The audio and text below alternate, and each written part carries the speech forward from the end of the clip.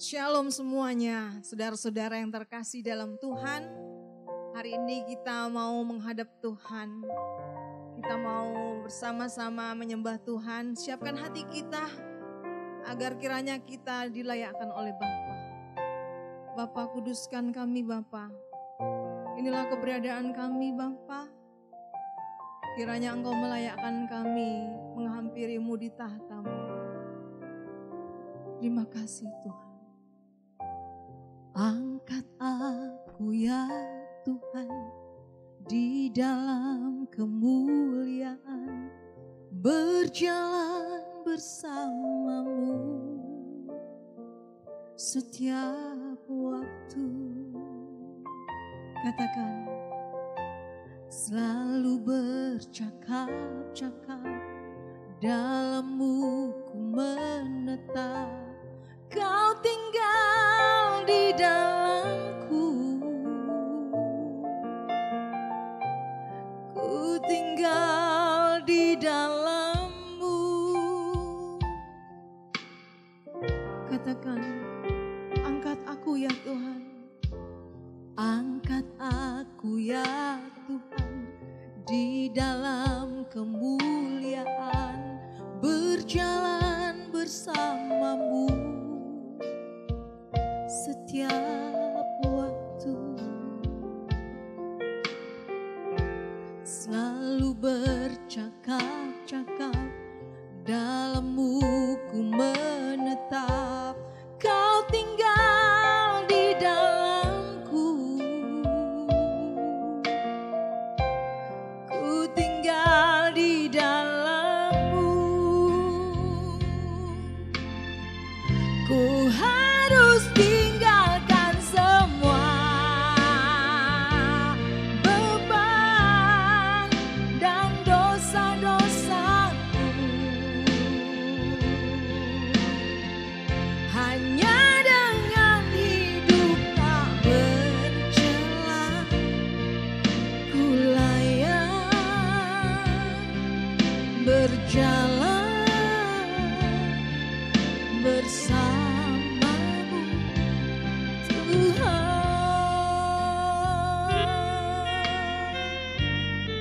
Katakan lagi, angkat aku Tuhan. Angkat aku ya Tuhan di dalam kemuliaan, berjalan bersama-Mu setiap waktu. Amin. Selalu bercakap-cakap, dalam-Mu ku menetap. Kau tinggal di dalamku, ku tinggal di dalam-Mu. Ku harus tinggalkan semua beban dan dosa-dosaku, hanya dengan hidup tak bercela ku layak berjalan bersama-Mu Tuhan. Ku harus tinggalkan semua beban dan dosa-dosaku, hanya dengan hidup tak bercela ku layak berjalan bersama-Mu Tuhan.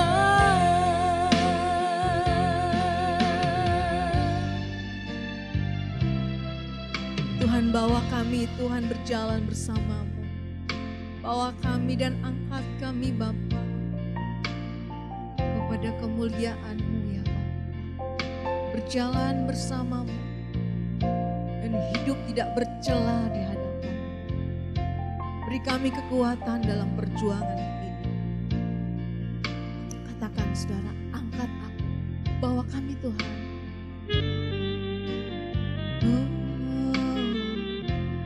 Angkat aku ya Tuhan di dalam kemuliaan, berjalan bersamamu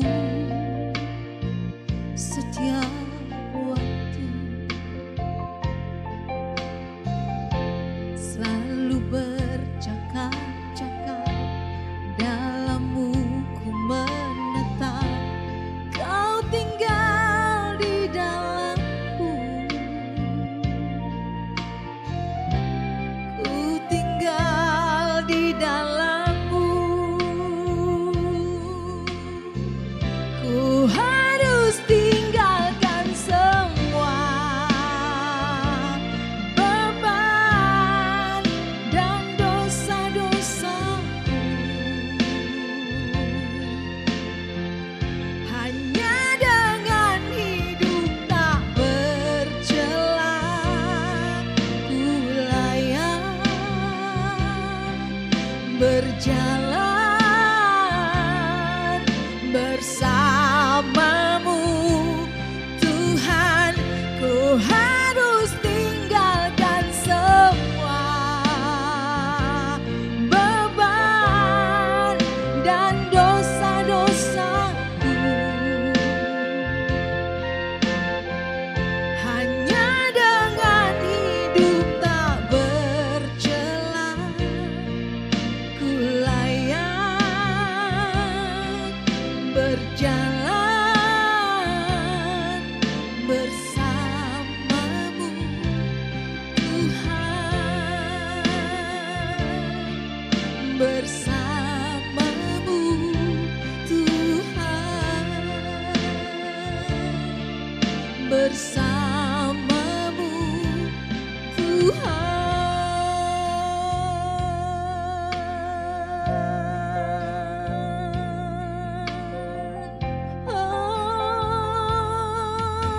Biar kami berjalan bersamamu setiap saat, setiap waktu, ya Bapa. Selalu rindu bersamamu di dalam kegiatan kami, di dalam hari-hari kami, di dalam jam-jam kehidupan kami, mempermuliakan nama-Mu, mempermuliakan Engkau Bapa, mengasihi-Mu, mengasihi umat-Mu, mengasihi sesama, melakukan firman-Mu, hidup kebenaran-Mu. Oh Bapa, Bapa,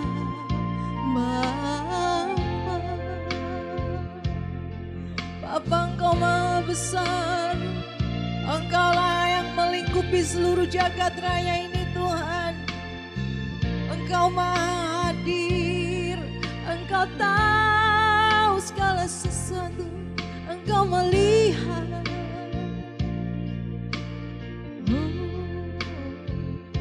Tuhan, kami melihat karya-Mu, kami kagum akan karya-Mu Tuhan. Bangga punya Tuhan seperti Kau, Kau yang memiliki jagat raya ini dengan semua galaksi yang ada di jagat raya ini. Kami kagum Bapa. Ku kagum hormat akan Engkau, ku kagum hormat akan Engkau, Kau Allah yang layak dipuji. Ku kagum akan Engkau, katakan saudaraku, kagum akan Engkau, kagum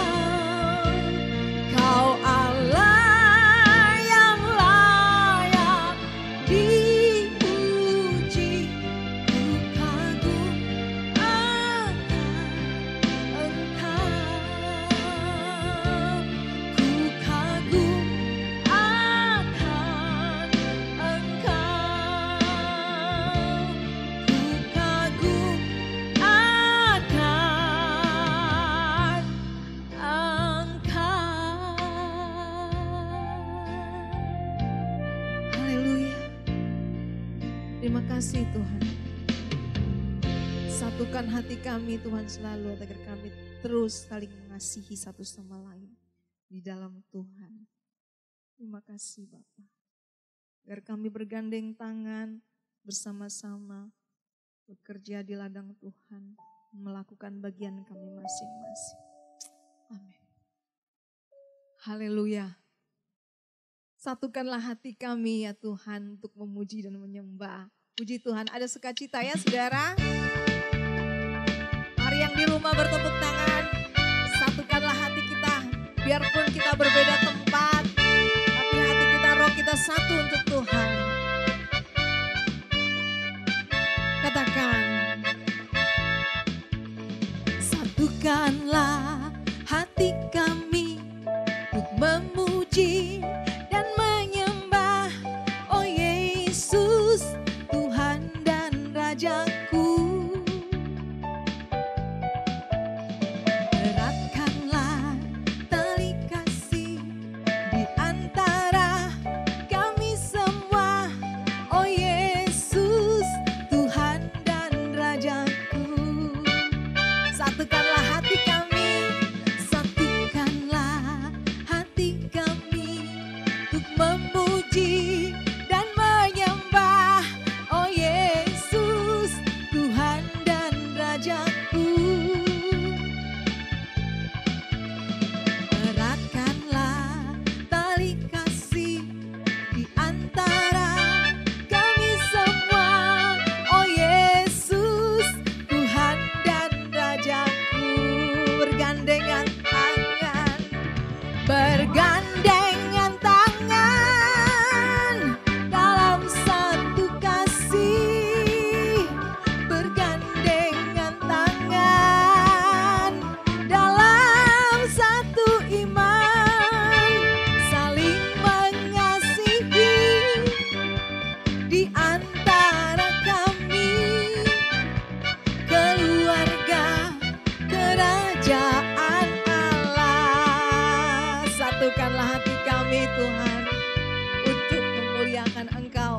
Katakan, satukanlah hati kami untuk memuji dan menyembah, oh Yesus, Tuhan dan Rajaku. Eratkanlah tali kasih di antara kami semua, oh Yesus, Tuhan dan Rajaku. Saudara yang di rumah, mari bergandeng tangan, bergandengan tangan dalam satu kasih, bergandengan tangan dalam satu iman, saling mengasihi di antara kami, keluarga kerajaan Allah. Oh, bergandengan tangan dalam satu kasih, bergandengan tangan dalam satu iman, saling mengasihi di antara kami, keluarga kerajaan Allah, keluarga kerajaan Allah, keluarga kerajaan Allah. Haleluya. Thanks Lord. Kemuliaan hanya bagi namamu. Bagi Yesus kita serahkan seluruh hidup kita. Waktu kita untuk Dia. Bagi Yesus ku serahkan hidupku. Amin, saudara. Mari kita bertepuk tangan. Haleluya. Yesus, kami menyerahkan hidup kami Tuhan. Seluruhnya ke dalam tangan-Mu.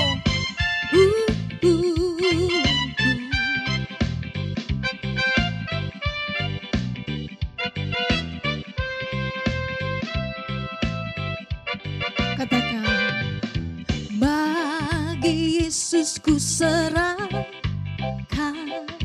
hidupku seluruhnya, hati dan perbuatanku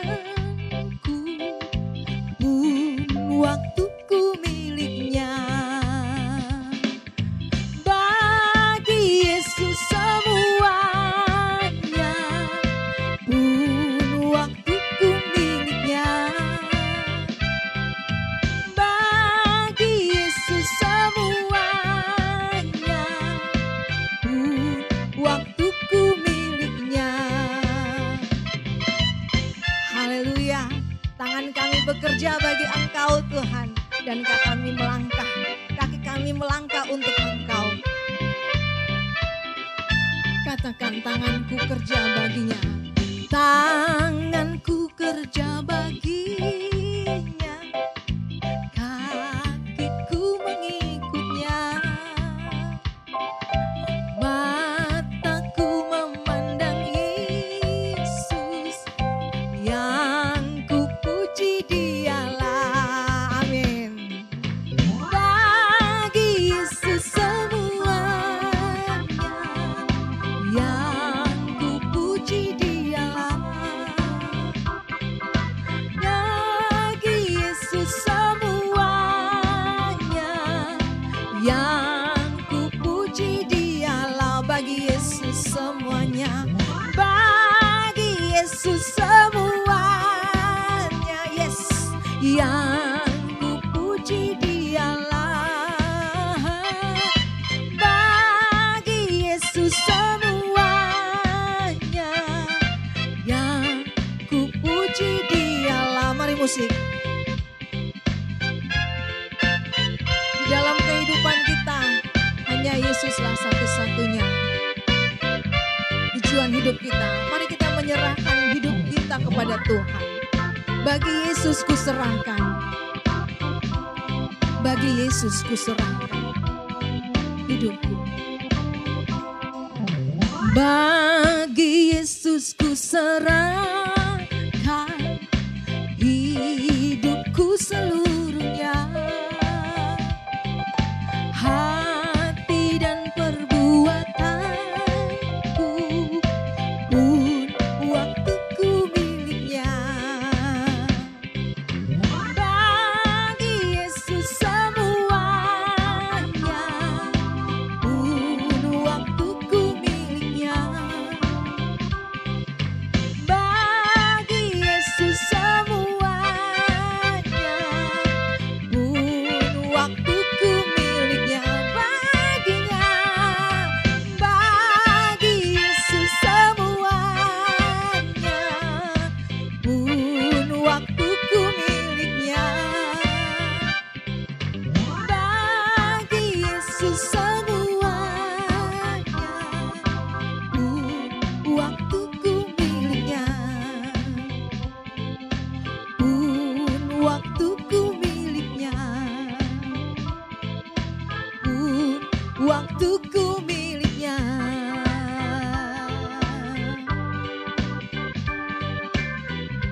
Puji Tuhan.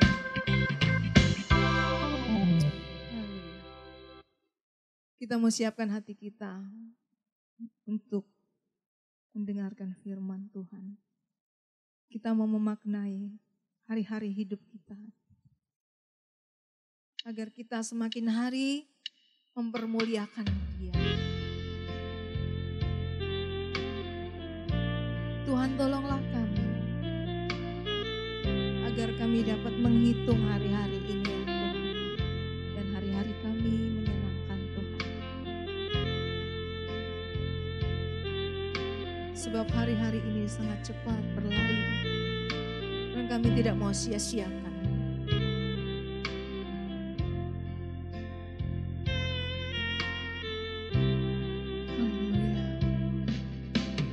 Hari-hari hidup datang dan berlalu, bagaikan deret awan yang ditiup angin. Hatiku bertanya, kau berikan jawabnya. di sini di kembara dunia. Katakan hari-hari hidup. Hari-hari hidup datang dan berlalu bagaikan deret awan yang ditiup angin. Hatiku bertanya, kau berikan jawabnya. Mengapa ku di sini di kembara dunia? Amin. Tuhan, katakan, kau buka mataku, hati dan pengertianku. Hidup ini untuk mengabdi bagimu di singkat hariku. Kaulah tujuanku, indah kerajaanmu. Di ujung jalanku nampak matahari kehidupan yang tak pernah terbenam.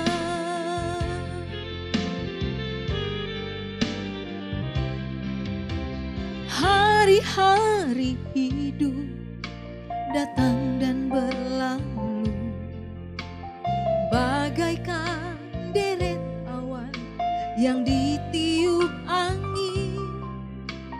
Hatiku bertanya, kau berikan jawabnya. Mengapa ku di sini di kembara dunia?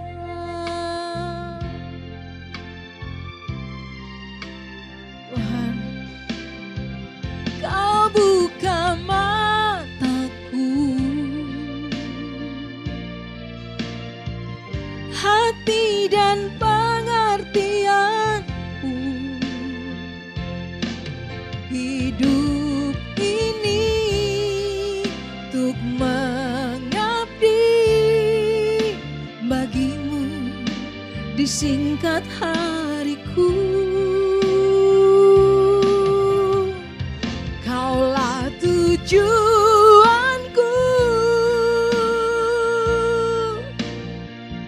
indah kerajaanmu. Di ujung jalanku nampak matahari kehidupan yang tak pernah terbenam. Di ujung jalanku, di ujung jalanku nampak matahari kehidupan yang tak pernah terbenam. Di ujung jalanku, di ujung jalanku nampak matahari kehidupan yang tak pernah terbenam. Terima kasih Tuhan, kami menyiapkan hati kami untuk mendengarkan kebenaran firman-Mu. Urapi hamba-Mu, di dalam nama Tuhan Yesus Kristus kami berdoa. Amin.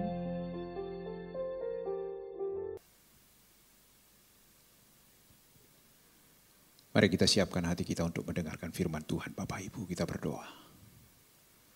Kami nyatakan syukur kami, terima kasih kami kepada Bapa yang merahmati hidup kami. Kami masih diberi waktu dan kesempatan untuk boleh bersekutu dengan sesama, terlebih kepada Tuhan melalui ibadah online ya Tuhan. Terangi hati dan pikiran kami untuk mengerti firman-Mu. Firman-Mu lah yang akan memampukan kami untuk menapaki hari-hari yang Tuhan masih anugerahkan. Diberkati kami semua karena Engkau. Di dalam nama Tuhan Yesus kami berdoa. Amin. Puji Tuhan, Bapak Ibu, kembali kita memiliki kesempatan untuk boleh belajar firman Tuhan. Dan secara khusus, walaupun melalui pertemuan atau ibadah online seperti ini Bapak Ibu, menegaskan kepada kita satu hal, bahwa Allah tidak pernah bisa dibatasi oleh ruang dan waktu. Karenanya biar Tuhan menolong kita di dalam keadaan yang serba terbatas. Namun Alkitab sudah mengingatkan kita lebih dahulu untuk boleh mengucap syukur dalam segala hal. Nah, untuk itu Bapak Ibu, mari kita buka Alkitab kita. Dari kitab Filipi pasal 1, ayat yang ke-29, saudaraku yang Tuhan Yesus kasihi, yaitu kitab Filipi pasal 1, ayat yang ke-29 sampai ayat yang ke-30. Sebab kepada kamu dikaruniakan bukan saja untuk percaya kepada Kristus, melainkan juga untuk menderita untuk Dia. Dalam pergumulan yang sama seperti yang dahulu kamu lihat padaku dan sekarang kamu dengar tentang aku. Bapak Ibu yang Tuhan Yesus kasihi, tema dari renungan yang mau saya sampaikan buat kita hari ini, di hari Minggu ini Bapak Ibu, yaitu memahami penderitaan sebagai anugerah. Sekali lagi, memahami penderitaan sebagai anugerah. Menjadi sesuatu yang tidak menyenangkan memang Bapak Ibu di telinga kita. Di zaman modern seperti ini, rasanya sukar bagi kita menerima penderitaan. Bahkan seakan-akan menyangkali akan kepedulian dan kebaikan Tuhan atas hidup manusia.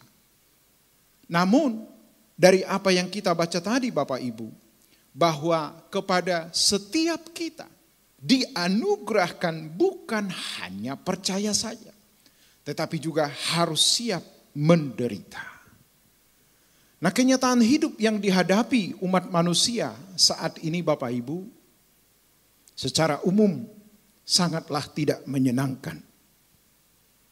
Di sana sini terdengar rintihan, jeritan, tangisan, dan air mata. Dalam kacamata agama, seolah-olah kelihatannya Allah tidak peduli dengan penderitaan yang mendera hidup manusia. Tentu ini menjadi pertanyaan bagi kita. Di manakah Allah ketika kita ada di dalam satu tekanan hidup yang berat? Dalam kondisi kita seperti ini yang masih harus bertarung menghadapi pandemi COVID-19, saudaraku. Tentu akibat dari apa yang dialami manusia secara khusus belakangan-belakangan ini Bapak Ibu, tentu ini harus menyadarkan kita betapa kita adalah manusia yang sangat terbatas. Di era modern seperti ini, nyata sungguh teknologi yang begitu canggih, tetapi di balik semuanya itu tetaplah memiliki keterbatasan. COVID seakan-akan membuktikan manusia tidak berdaya Bapak Ibu. Namun justru di sini menjadi penghiburan bagi kita sekalian Bapak Ibu. Kenapa? Alkitab justru menjanjikan kepada kita untuk boleh mengucap syukur dalam segala hal. Mungkin Bapak Ibu menatap saya dan berkata, Pak Pendeta mah omong enak aja. Bapak Ibu, saya juga mengalaminya. Ya, saya juga mengalaminya. Saya juga ada di dalam situasi yang sulit. Tetapi kita harus kembali berpikir dengan jernih. Penderitaan, kesulitan apapun itu tidak boleh mengkungkung hidup kita untuk tidak berbuat sesuatu. Betul, segala lini kehidupan ini menjadi ambruk rontok saudaraku yang Tuhan Yesus kasih. Tetapi kita bersyukur. Disinilah ditantang nilai-nilai kebenaran yang kita pahami selama ini. Alkitab sudah memberikan satu garansi bagi kita. Hidup bagi Kristus, mati adalah keuntungan. Dan memang ini menjadi satu dilema. Di mana untungnya saudaraku kalau kita mati? Tentu harus dipahami dengan benar. Hidup kita menjadi beruntung ketika hidupmu dan hidupku bersesuaian dengan kebenaran firman Tuhan. Inilah yang menjadi kekuatan ekstra yang boleh menolong kita untuk melewati segala sesuatu. Nah, untuk itu Bapak Ibu yang Tuhan Yesus kasihi, apa yang dituliskan oleh Rasul Paulus ini kepada jemaat di Filipi, dan faktanya Paulus dalam keadaan yang tidak mengenakan menurut kacamata kita. Karena justru di dalam penjara, Rasul Paulus menuliskan nasihat ini kepada jemaat di Filipi. Mungkin sebagian orang juga akan melihat Paulus dengan senang karena tidak pro dengan Paulus. Tetapi di sisi lain juga ada yang menitikan air mata. Tetapi semuanya itu justru menjadi energi baru bagi Paulus. Bagaimana ia membuktikan kesetiaannya, kepercayaannya kepada Tuhan. Itu sebabnya saudaraku yang Tuhan Yesus kasihi, ketika Rasul Paulus menasehatkan ini kepada kita, Bapak Ibu, dikaruniakan bukan hanya percaya saja, tetapi juga harus siap menderita. Memang kalau mau jujur Bapak Ibu, mau siapapun orangnya, tidak ada kita yang siap menerima hidup dalam penderitaan. Bahkan kita berusaha untuk menanggulangi secepat mungkin atas permasalahan yang ada. Saya setuju Bapak Ibu. Tetapi perlu kita meneropong diri kita, harus mampu memaknai, menemukan pesan Tuhan di balik atas segala sesuatu yang terjadi. Saudaraku yang Tuhan Yesus kasihi, penderitaan adalah suatu kejadian yang menyakitkan yang dialami manusia. Seperti musibah bencana alam, sakit penyakit termasuk pandemi COVID-19. Kehilangan harta, kehilangan orang yang kita kasihi, dan lain sebagainya. Bapak Ibu bisa menambahkan daftarnya. Apabila penderitaan tidak dihadapi dengan pemahaman yang benar, maka penderitaan menjadi hal yang dipandang buruk dan sulit untuk dijalani, Bapak Ibu. Ya, kenapa? Karena kita sudah terbiasa menjalani hidup kita dengan suatu ukuran atau standar-standar yang harus kita lalui. Nah, tiba-tiba dalam keadaan seperti ini Bapak Ibu, kita dipaksa untuk berubah. Dipaksa untuk berubah. Bapak Ibu, semua serba terbatas. Tetapi ingat, Allah tetaplah Allah yang berdaulat atas segala sesuatu, termasuk penderitaan yang dialami oleh manusia. Bapak Ibu, setiap orang memang dapat menjadi kecewa kepada Allah akibat penderitaan yang mereka alami. Oleh karena itu, pada kesempatan ini kita akan sama-sama belajar bagaimana seharusnya orang Kristen yang mengaku percaya kepada Tuhan dapat memandang penderitaan itu secara benar. Karena yang namanya selama jantung ini berdetak, mata ini belum tertutup. Yang namanya penderitaan adalah sesuatu yang paling dekat dengan hidup kita, saudaraku. Alkitab mencatat serta menegaskan bahwa Allah turut bekerja dalam segala sesuatu yang terjadi dalam hidup ini, termasuk penderitaan. Itu sebabnya di kitab Roma pasal 28, saudaraku, ya, menegaskan itu. Allah turut bekerja dalam segala sesuatu.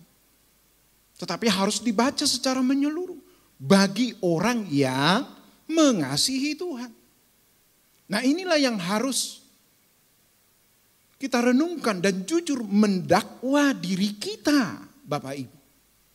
Supaya kita bisa melihat diri kita dengan jelas dengan kacamata firman Tuhan.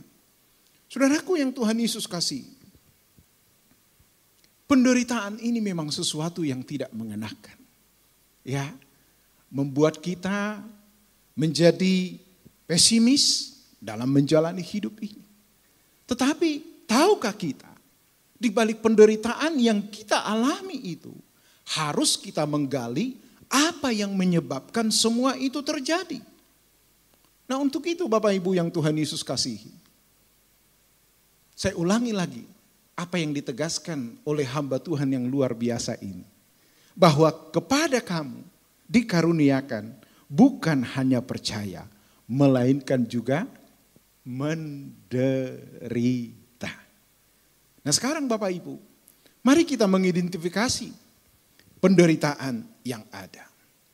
Bapak Ibu yang Tuhan Yesus kasihi, pertama, penderitaan bisa diakibatkan oleh dosa yang dilakukan manusia. Ketika Tuhan menciptakan manusia, saudaraku, dengan sempurna, luar biasa. Sebelum manusia itu diciptakan, segala sesuatu yang menyangkut kelangsungan dari hidup manusia itu, Tuhan sudah siapkan. Lalu Tuhan memberikan perintah untuk ditaati, bukan dilanggar. Tetapi manusia lebih memilih melanggarnya, tidak mentaatinya.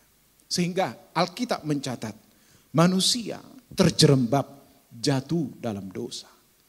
Akibat manusia tidak konsisten dengan apa yang Tuhan gariskan Bapak Ibu. Wow, Allah tetap Allah yang maha kasih. Tetapi ingat, kasihnya tidak meniadakan keadilannya. Ya, tidak meniadakan keadilannya.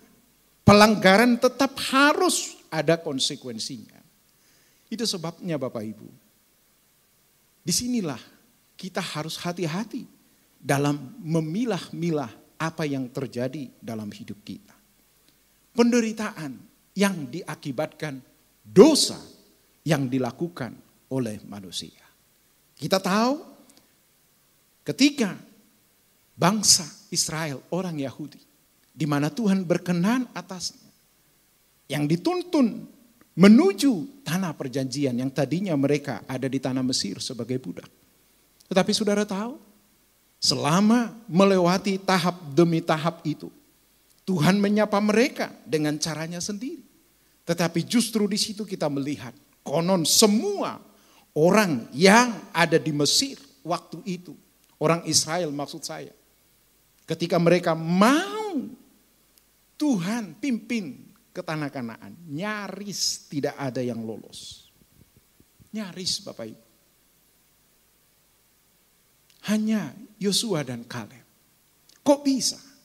Padahal mata mereka melihat bagaimana Tuhan begitu sempurna memelihara mereka.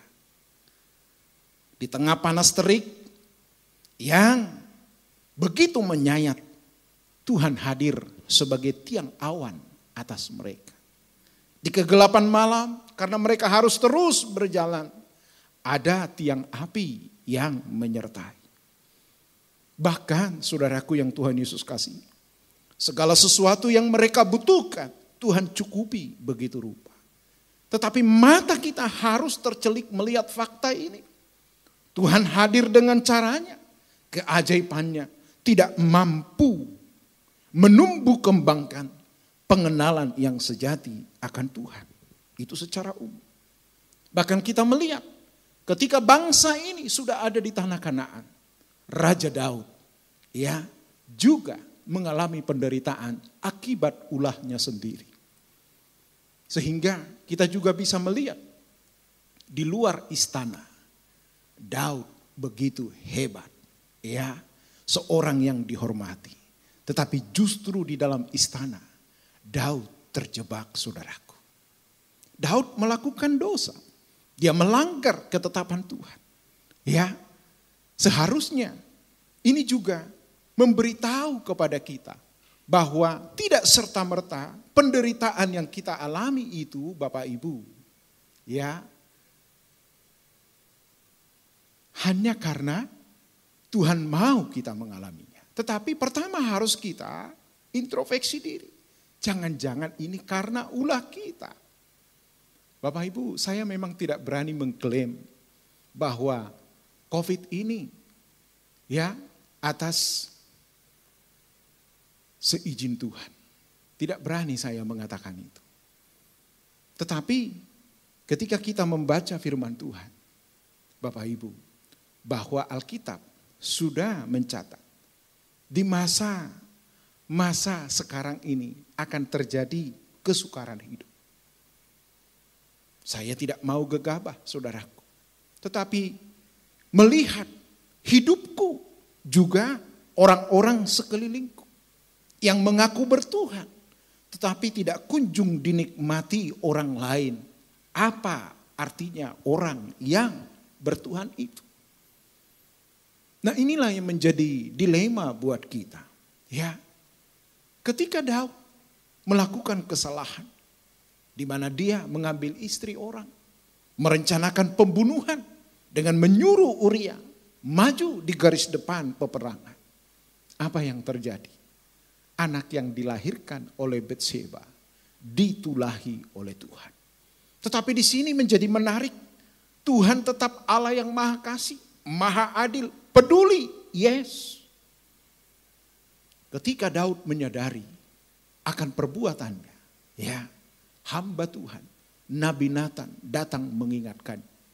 Dan Daud meresponi itu dan membuat ia sadar bahwa ia telah salah. Jadi tadi secara umum, bangsa itu secara keseluruhan. Lebih spesifik, ada Daud, ada Yunus juga yang Tuhan perintahkan untuk menyampaikan kebenaran, saudaraku. Tetapi dia tidak bisa terima. Masa orang bengis begitu harus dikasihi oleh Tuhan. Tetapi ingat, Tuhan yang berdaulat atas hidup kita, Bapak Ibu. Ya, jadi ingat, penderitaan yang diakibatkan dosa dilakukan manusia. Yang kedua, saudaraku yang Tuhan Yesus kasihi, penderitaan merupakan kedaulatan Allah atas kehidupan manusia. Saya ulangi, penderitaan merupakan kedaulatan Allah atas kehidupan manusia. Allah adalah pencipta dan Tuhan atas semesta alam. Tidak ada yang dapat terjadi, entah itu baik atau buruk, semua ada di dalam kedaulatannya. Kok bisa? Yes, kita melihat satu tokoh yang luar biasa, yaitu Ayub. Ayub mencatat dia seorang yang takut Tuhan, menjauhi kejahatan, dan rohani, saleh, saudaraku yang Tuhan Yesus kasih. Tetapi atas seizin Tuhan, Ayub harus rela kehilangan segala sesuatu yang dia miliki dalam hitungan detik sekejap, saudaraku. Tetapi ingat, sekalipun Ayub mengalami penderitaan, tetap ada di dalam kendali Tuhan. Ya, ketika iblis mencobai dia, Tuhan katakan apa? Silakan. Tapi, ini menarik, saudaraku yang Tuhan Yesus kasih. Itu sebabnya betapa bersyukurnya kita yang masih hidup hari ini. Masih ada kesempatan untuk belajar, untuk mengoreksi diri secara jujur. Bahkan Alkitab juga dengan tegas berkata kepada kita, tidak ada yang dapat memisahkan kita dari Kristus kalau bukan kita sendiri. Aniaya, penderitaan, ketelanjangan, sakit, penyakit. Ingat, kalau mau jujur, orang lain juga alami. Tetapi ingat, penderitaan, sakit, penyakit, pahit getirnya hidup bisa merenggut nyawa kita. Tetapi ingat, itu hanya membunuh fisik kita. Allah yang menciptakan kita, yang memiliki kita sepenuhnya, berdaulat atas hidup kita. Saya sudah katakan di awal tadi, Bapak Ibu. Jikalau hidup ini betul-betul dijalani seperti yang Tuhan mau, ya, tidak ada yang perlu ditakutkan. Sakit boleh, kaya, yes, miskin harusnya tidak jadi soal. Karena ingat, segala sesuatu yang terlihat oleh mata kita ini pasti akan kita tinggalkan. Betul, Bapak Ibu? Ya, orang boleh bangga dengan rumah mewahnya, mobil mewahnya, bahkan dengan segala sesuatu yang dia punya. Tetapi di balik itu semua tetap ada terbentang satu pesan, semua sementara. Saya sudah menyaksikan bagaimana orang yang berpunya ketika inna illahi, gak ada yang dibawa. Orang yang kurang berpunya sama juga, tidak ada yang dibawa. Judulnya tetap sama, mati saudaraku yang Tuhan Yesus kasih. Bedanya hanya karena orang yang berpunya dan orang yang kurang berpunya, bedanya hanya di seremonialnya saja Bapak Ibu. Tetapi hal ini menjadi menarik untuk kita sikapi dengan adanya COVID-19. Orang sekaya apapun sekarang saudaraku kalau meninggal karena COVID tetap terbatas. Tidak bisa lagi, tidak bisa. Jadi disinilah kita tahu bahwa Allah konsekuen dengan tatanannya. Ayub Tuhan izinkan. Tetapi ingat itu semua terjadi atas kedaulatan Tuhan. Tetapi di sini kita melihat, tapi enak Pak Ayub dipulihkan. Jangan salah Bapak Ibu. Inilah kadang-kadang kita langsung mau melihat endingnya. Perhatikan step demi step yang dilalui oleh Ayub. Kehilangan harta benda dalam sekejap. Baru dia mendapatkan laporan itu. Anak-anaknya lenyap saudaraku yang Tuhan Yesus kasih. Bukan cuma itu. Istri Ayub. Tante Ayub saudaraku yang Tuhan Yesus kasih. Harusnya inilah yang menjadi kekuatan bagi Ayub dalam melewati ketragisan hidup. Justru Tante Ayub pun tidak mampu menerima kenyataan. Ayub sudah jatuh miskin. Sudah miskin, sakit pula. Itu sebabnya istri Ayub berkata, masihkah engkau tetap tekun menyembah Allahmu itu? Kutukilah dia. Tetapi Ayub tetap di dalam komitmennya. Sehingga dia menatap istrinya dan berkata, apakah kita hanya menerima yang baik saja dari Tuhan? Di sini kita melihat istri Ayub tidak bisa menerima kenyataan ini. Mungkin di dunia kita hari ini, istri Ayub ini ada di dalam satu komunitas, kelompok sosialita. Ya, dia sangat terpandang. Wow, dengan apa yang dia miliki. Tetapi ternyata setajir apapun orang, sehebat apapun orang, semua ada batasnya saudaraku. Yang tadinya dia menjadi sorotan di tengah-tengah lingkungannya. Ya, istri Ayub saudaraku harus mau menerima kenyataan itu. Tetapi justru dia tidak setegar suaminya. Bagaimana melewati apa yang terjadi. Justru dia memberontak. Sehingga saudaraku yang Tuhan Yesus kasih. Di tengah-tengah penderitaan yang dialami oleh Ayub, Alkitab mencatat, dia tidak menuduh Allah yang melakukan yang kurang patut. Luar biasa. Di kehilangan yang dialami oleh Ayub, dia tidak menuduh Allah melakukan yang kurang patut.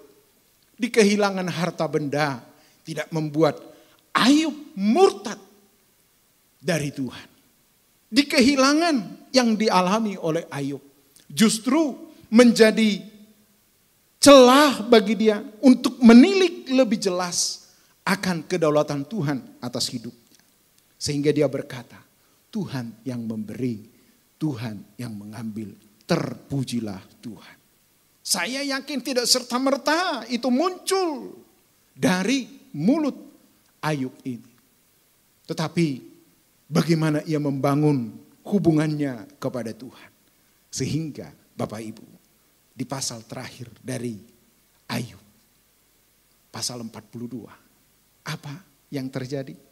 Saudaraku yang Tuhan Yesus kasih, setelah Ayub kehilangan semuanya itu, kehilangan harta benda yang melimpah, anak-anak yang dia sayangi lenyap seketika. Istri yang tadinya menjadi teman pewaris kerajaan meninggalkan dia. Tetapi lewat semuanya itu Ayub berkata, selama ini aku mendengar tentang engkau hanya apa kata orang. Tetapi melalui apa yang kualami, aku sendiri melihat engkau. Bapak Ibu yang Tuhan Yesus kasihi, luar biasa. Yang ketiga, saudaraku, yang terakhir, dari apa yang kita pelajari hari ini. Bahwa penderitaan ya diakibatkan karena percaya kita kepada Kristus. Ini level yang paling keren, saudaraku. Ya, penderitaan karena Kristus menuntut kita menjadi contoh teladan atas banyak orang. Wow, Bapak Ibu, sebelum ada di level 3 ini, kita di level berapa sekarang? Tidak berlebihan. Kalau saya berkata, kita ada terjebak mayoritas di level 1. Menderita karena ulah kita sendiri. Enggak Pak, ini karena Tuhan yang mengizinkan. Yes, tetapi ingat kita harus sampai di tahap ini Bapak Ibu. Penderitaan karena Kristus menuntut kita menjadi contoh teladan atas setiap orang. Seorang penulis Kristen Bapak Ibu, George MacDonald, dia berkata, Allah menderita sampai mati. Bukan agar manusia nantinya tidak lagi menderita. Tetapi agar manusia bisa menderita seperti dia. Ketika kita mengikrarkan satu janji, satu komitmen percaya kepada Tuhan. Ingat, di balik percayamu itu ada tuntutan di mana kita siap menerima konsekuensi apapun termasuk penderitaan di dalamnya. Termasuk penderitaan di dalamnya Bapak Ibu. Jadi menjadi seperti Kristus bukan lagi hanya sebuah slogan. Tetapi ini tuntutan supaya di waktu yang masih Tuhan percayakan ini kita jalani. Kita dapat berbuat sesuatu. Supaya lewat hidupmu, lewat hidupku, orang bisa mengenal Tuhan. Itu sebabnya, kalau karena Kristus kita menderita, berbahagialah engkau. Tetapi kalau itu karena ulah kita, bertobatlah sebelum kita inna ilahi, saudaraku yang Tuhan Yesus kasih. Berat kan menjadi Kristen itu? Berat Bapak Ibu. Ya, tetapi ingat, apalagi situasi sekarang, ya sangat membantu kita menghayati akan apa yang kita dengar hari ini. Bahwa ternyata penderitaan, apapun itu, menjadi bagian yang tidak terpisahkan dari hidup kita. Karenanya Bapak Ibu dibutuhkan kedewasaan rohani. Ya, engkau mungkin juga sebagai hamba Tuhan, jemaat biasa atau apapun, tetap kita bisa lakukan sesuatu. Itu sebabnya gereja GSKI Perdatang yang digembalakan oleh Bapak Pendeta David Adam tetap berupaya di tengah keterbatasan, tetap mau melayani umat. Ya, kesulitan bukan menjadi alasan untuk tidak berbuat sesuatu dalam menyapa setiap jemaat Tuhan yang ada. Itu sebabnya Bapak Ibu, dimanapun engkau berada saat ini, engkau pasti bisa lakukan sesuatu bagi pekerjaan Tuhan di tempat ini. Secara khusus di GSKI Perdatang. Tuhan pasti akan menolong kita. Tidak mungkin tidak. Kalaupun hidupmu dan hidupku berakhir karena penderitaan, harusnya tidak jadi soal. Yang penting ketika kita hidup berjalan dalam kebenaran yang sesungguhnya. Akhirnya Bapak Ibu, saya menyimpulkan bagi kita, penderitaan merupakan bentuk perhatian, bentuk kepedulian yang tulus dari pihak Allah kepada kita yang mengaku percaya. Mari responi segala sesuatu dalam kejernihan hati, ketulusan berpikir bahwa Allah yang kita percayai itu turut bekerja dalam segala sesuatu. Kiranya Tuhan menolong kita Bapak Ibu untuk boleh melewati masa-masa sukar dalam hidup kita. Tetap bertanggung jawab, jalani protokol kesehatan dengan ketat, walaupun tidak mengenakan. Ingat, engkau sedang bertarung bukan untuk orang lain, tetapi juga bagi dirimu sendiri. Akhirnya saya berkata, selamat hari Minggu Bapak Ibu, biarlah Tuhan memberkati kita. Mari kita berdoa. Bapa, dampingilah kami terus di dalam menjalani sisa-sisa umur hidup kami. Penderitaan yang ada di depan mata kami saat ini, yang belum menunjukkan kesudahannya. Bapa, biar kami terus berharap. Bersama umat-Mu yang ada di rumah karena keterbatasan mengikuti ibadah ini ya Tuhan. Biar Engkau terus menolong kami. Mampukan kami agar tidak berdosa atas penderitaan yang kami hadapi. Dan saat ini Engkau Bapa atas segala sesuatu, berkenanlah memberkati setiap kami. Bapak Ibu, arahkanlah hatimu, siapkan hidupmu, terimalah berkatnya. Segala berkat yang melimpah dari Allah Bapa di sorga, rahmat cinta kasih yang besar dari Tuhan Yesus, bimbingan penyertaan dari Roh Kudus, menyertai hidup kita dari saat ini sampai selama-lamanya. Amin. Tuhan memberkati kita Bapak Ibu. Haleluya. Mari sama-sama kita katakan, sebab hanya Engkaulah yang punya kuasa. Sebab hanya Engkaulah yang punya kuasa. Kerajaan, kemuliaan, biar semua yang hidup yang telah Kau ciptakan mengagungkan, memuliakan nama-Mu.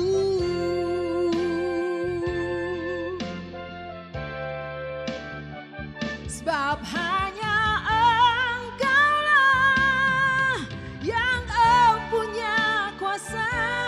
Kerajaan, kemuliaan, biar semua yang hidup yang telah Kau ciptakan mengagungkan, memuliakan nama-Mu. Mengagungkan, memuliakan nama-Mu. Mengagungkan, memuliakan nama-Mu.